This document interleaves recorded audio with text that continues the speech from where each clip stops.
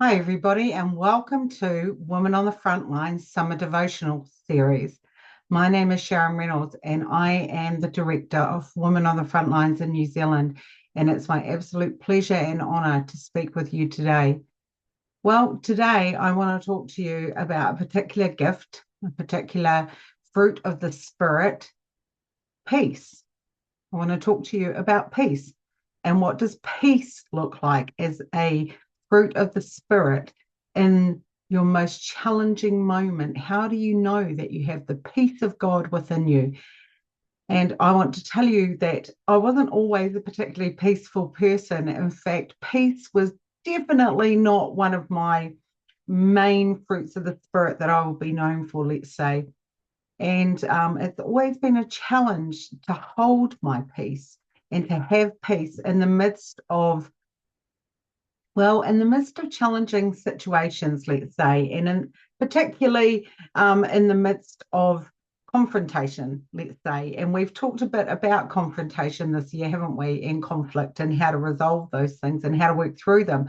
Well, I can tell you that previously, peace was not at the top of my list of ways of resolving conflict and confrontation. It was not through any peaceful kind of means. It was often, you would find me, I was a bit of a yeller, and I am a loud person as it is just naturally, but I was probably the complete opposite of all things peace, actually. But there's a situation that brought about an incredible supernatural peace in my life and has enabled me to be a person of peace now when I hit confrontation and conflict in a way that I would say I was not before. That's not to say that I don't still find, confrontation and conflict difficult and challenging, because I do. But I certainly now have much more of a peaceful way of dealing with it, let's say. I'm much calmer in crisis. And in fact, I'm really good in a crisis situation. So the time I want to talk to you about in particular is when my son passed 18 months ago. So some of you know and some of you don't, but our 18-year-old son, Sean, was hit by a train. And that day, actually, I was on my way to a waffle meeting online when it happened. Well, here's the thing. Jesus says in John 14:17 to his disciples, "My peace I give to you." And when you get a knock on the door and it's a police officer who's come to tell you something tragic has just taken place to a member of your family, you would think peace is the last thing I'm going to feel. But I have to tell you, just like Jesus said to his disciples, he'd left his peace with me. And in the most confronting and challenging and difficult moment of my life, one of many, but I would say certainly this was right up there as probably the number one at this point. This incredible peace welled up from the inside of me and took me over. And I just knew, I knew that it was Christ within me that was bringing peace to my situation. My mind was at peace. My emotions were at peace. Still upsetting to hear this news and have to process it. But the peace of Christ within me really took over. And actually, that same peace carried me for a number of days through that situation. Another word that I received during that time was from Ephesians 4:27. Do not give the devil a foothold.